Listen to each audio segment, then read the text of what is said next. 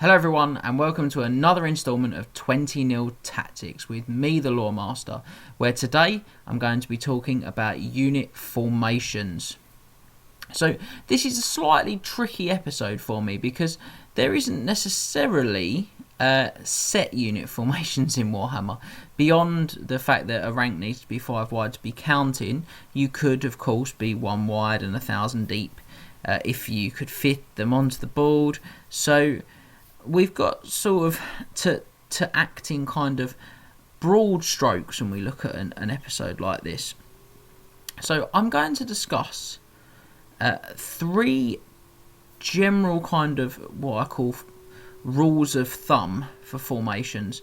So we're going to pick up with what I call the bus formation, the optimized formation, the horde formation, and the lance formation, which is that uniquely Bretonnian formation. So, how am I going to do this? Well, I'm going to start by talking about the bus formation.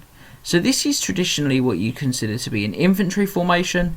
We're talking about units that are 5 infantry wide, so that they score the minimum rank bonus, and ideally would be, I would suggest, at least 6 ranks deep. But realistically, we'd like them closer to 7 or 8 ranks deep to really effectively promote the bus. So what's the strengths of the bus? Well, it's got very narrow frontage, which means that enemies can't get as many attacks on it, for example, if they charge you with a horde, as they can on a wide frontage unit. This is a big advantage. The bus has lots of ranks, which means it will remain steadfast for a long time. This is really crucial because the general job of the bus is to tie things up or to pin things into place, and in some cases to grind out victories. Those number ranks have a second advantage, which means that the bus is really good at busting enemy steadfast, which is excellent. The narrow frontage means that buses can be reasonably manoeuvrable, although the length can be a concern for wheeling, but the narrow frontage does help them get through tighter gaps. Now these really excel if you can put a really tough damage dealing character in the front row of a bus. You'll have seen me on the channel many times use a big bus of skeletons with a vampire lord in it. The vampire lord kills lots of things. The narrow frontage helps to reduce the loss of casualties from the skeletons, and the ranks mean that I win the combat and break your steadfast. So this is one of the real kind of optimised uses of a bus. Similarly, buses of Skaven slaves are common sights in a competitive metagame, where they are put into things like monsters, cavalry units, or even other infantry, with the sole purpose of holding that thing in place and stopping it from going anywhere. Another really great use for the bus, because of those numbers of ranks, is getting it into combat with something that's a bit more dangerous. So if you can get a hammer and anvil going, where they charge into your bus holds, but it's still got ranks, and then you counter in the flank with some cavalry, you win the combat, and then the bus causes the enemy to lose their steadfast, and the cavalry run the enemy down. So these are some of the things that are great about the bus. So what are the weaknesses? Well, the glaringly obvious one is the long flanks of a bus. The long flanks mean that you are really susceptible to getting caught in the side, and whilst the steadfast helps, at that point you're likely to be a weaker unit that takes a lot of damage, and you're going to need to have enough space to reform and turn round to face the enemy. So if you do keep your length, you might find that you can't reform into a bus formation anymore because there's something too nearby preventing the reform from occurring. So we have to be really careful about that. Similarly, the bus formation doesn't kick out a lot of attacks, so if you don't have a high quality character in the front doing some damage dealing, the bus often falls short in terms of actually sort of killing enemies and winning your games of Warhammer. And finally, for really effective buses, you generally need quite a lot of models, and this can be quite points intensive if they're not sort of cheap models, which means that in general you're not going to put quality troops into a bus because you're not getting the most out of their attacks. You're just spending loads of points, and it just doesn't really make sense. The bus is generally going to be utilised then by core units, infantry particularly, and by cheap units, zombies, skeletons, Skaven, these types of units. Although I have seen spear elves and even Empire spearmen used relatively effectively in a bus, just for holding things in place. Empire swordsmen in particular, actually, better than spearmen for that role. So moving on. The second type of unit formation I'm going to discuss is what I called the optimized formation. Now this is a very woolly term from me, but this is the one you're going to find most of your elite infantry, or many elite infantry utilising, particularly elvish infantry really like this formation. So what I'm talking about is 6 wide by somewhere between 4 and 5 deep for 25mm infantry, and 7 wide by 4 or 5 deep for by 4 or 5 deep, apologies, for elite infantry that are on 20mm bases. So why do I call this the optimized formation? Well, the answer is because at 7 wide for 20 mils or 6 wide for 25s, all of your models can attack when charging the classic 5 wide enemy infantry unit. They can also all attack if they're fighting 5 wide cavalry, which is still relatively common, and 6 wide cavalry, which is an optimized cavalry formation. I'm going to touch on that in a moment. Now, so you're not losing any attacks when you go into combat, really important. Also, because you are not too deep and you're not too wide, because you've not gone all the way up to hold, you are arguably the most flexible in terms of manoeuvrability of any infantry formation. The number of models in this unit are going to be slightly lower than in the bus or in the horde, and so this is usually a really points effective unit as well. And when we did the installment on mat lists, you may have this is exactly the type of unit that I'm considering in a mat list. I have 2 units of this sort of size, and they're both really threatening. They're both big enough that you can't simply wipe them out and deal with them too easily, but they're both small enough that points investment wise you can get 2 really chunky threats into these units.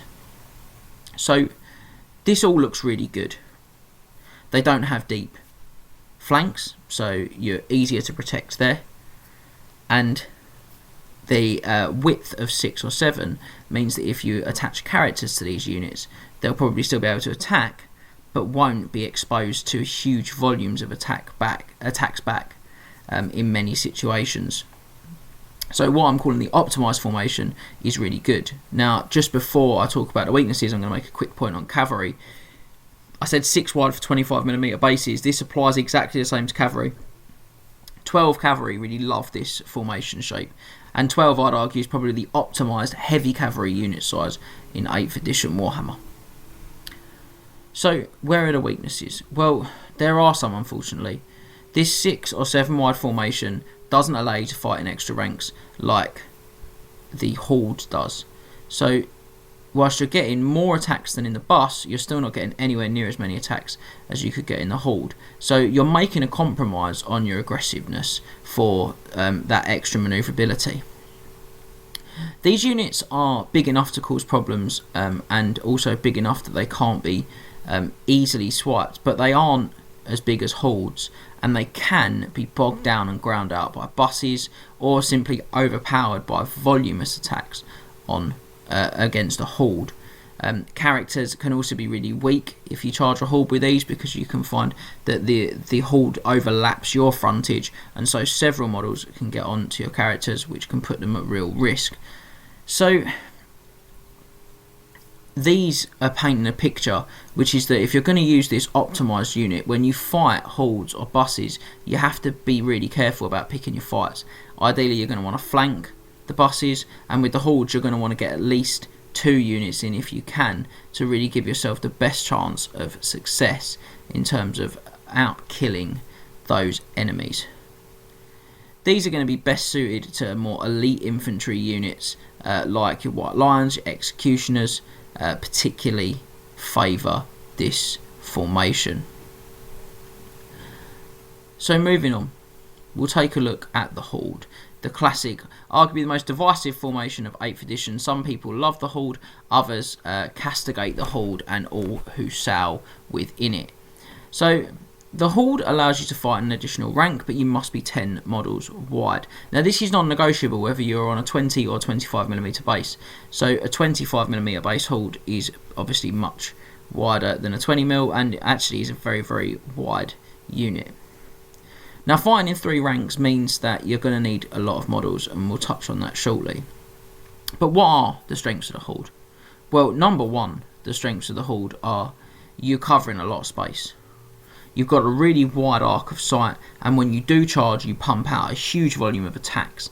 This means that Hordes carry a real weight of threat about them.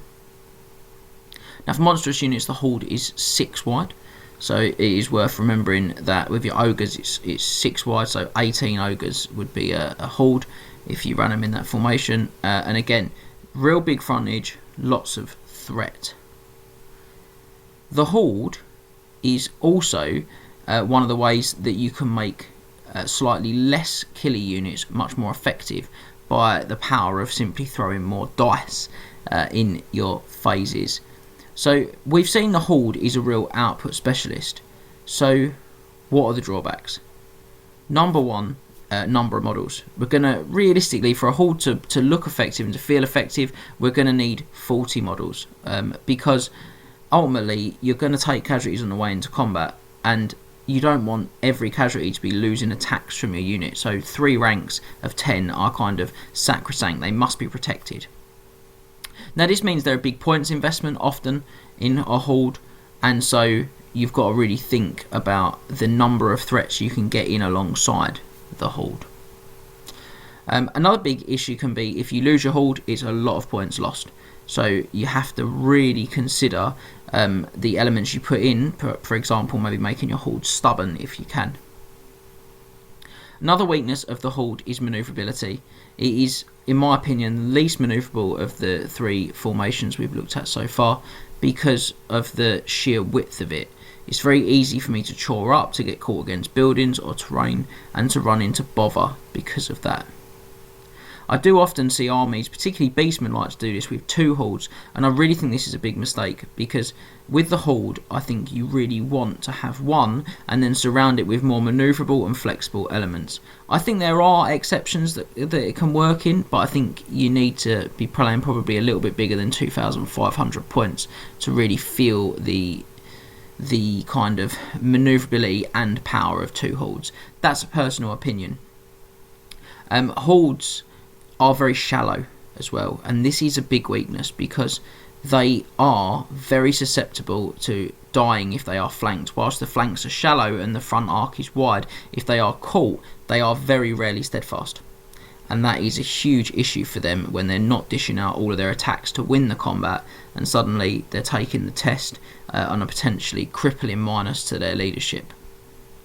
So we have to be really careful about these elements, but never forget the Horde is the most killy formation in Warhammer. So what you lose in manoeuvrability and risk in investment, you gain in raw damage output. So the final formation I'm going to touch on in this video is none other than the Bretonnian Lance, this unique formation to the Bretonnian army book. So this is a unit of knights, it must be, and they should be 3 wide to achieve a rank instead of 5, and this allows them to be deeper. Now any model on the outside of the lance, so that's the front rank, anyone on either of the 2 side ranks, can attack as if they were in base contact, which means they deal all of their attacks. So the lance is an incredibly killy formation. It has a huge volume of output, and unlike any other formation in the game, it does this on a really tiny frontage, which means they can get into tight spaces and deliver the maximum damage even on units like the bus, as we discussed earlier. This makes lances really dangerous, particularly with the speed that they can come across the table at. So there are no weaknesses. Not quite.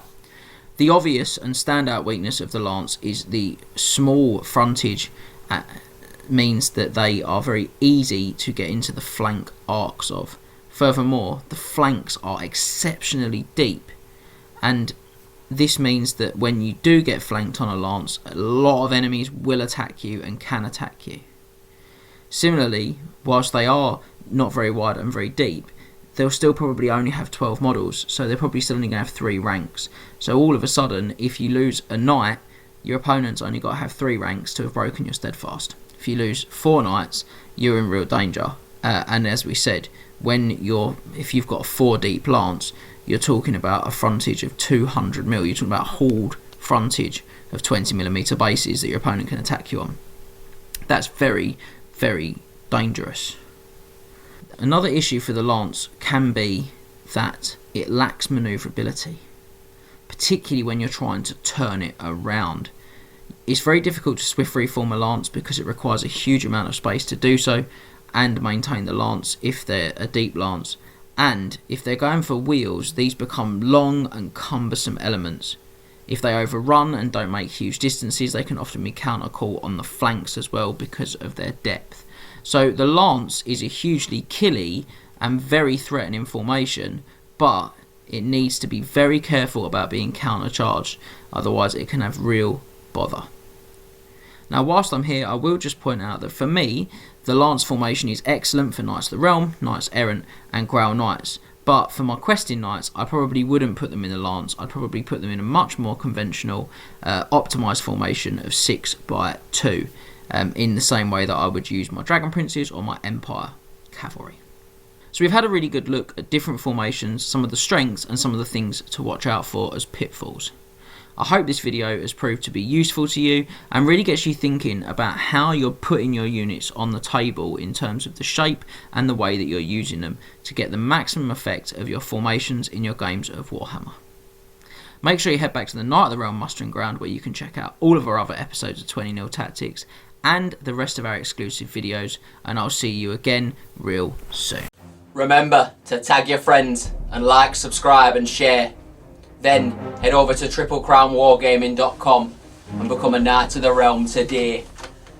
What are you doing, mate? You alright? Do it for Warhammer!